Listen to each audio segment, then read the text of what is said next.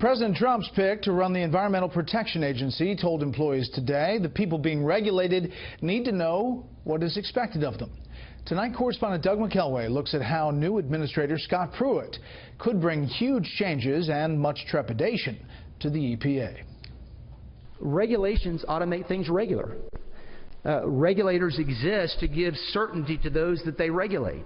The irony was unmistakable. New EPA Administrator Scott Pruitt, who as Oklahoma Attorney General often sued the agency he now heads, came to EPA's ceremonial Rachel Carson Room, named after a leader of the global environmental movement, and received a cordial standing ovation from staffers. A relieved aide later told Fox News he had no idea how the crowd would react. In an exclusive interview, Pruitt told Fox News he was there to calm nerves.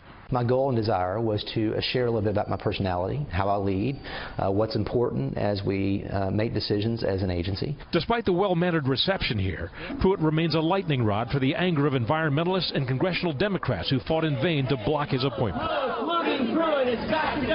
Those who vote for this man will own this vote because, as Senator Schumer said about Mr. Flynn, this isn't the end of the story, this is the beginning of the story.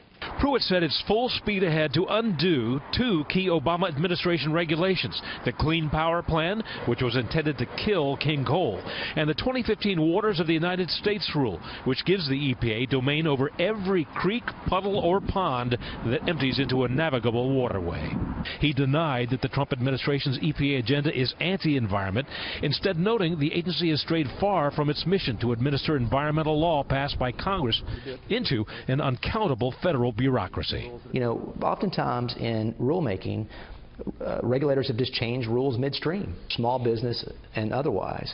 They will tell you the greatest impediment they've had is regulatory uncertainty. He promised an aggressive agenda to address the Flint, Michigan drinking water crisis and others like it, the flood threat in California from the long-neglected Oroville Dam and other environment-related infrastructure problems, the cleanup of hundreds of unattended Superfund sites, and the inclusion of localities and private property owners in EPA decision-making. When you think about those farmers and ranchers across the country who own the land they're farming, that recognize that it's important to be good stewards of their asset in order to produce crops and yield long term. Pruitt made no mention of climate change to the assembled crowd here today, but he did later tell us that he thinks the climate is changing, that humans bear some responsibility for it, but what to do about it remains an unsettled issue.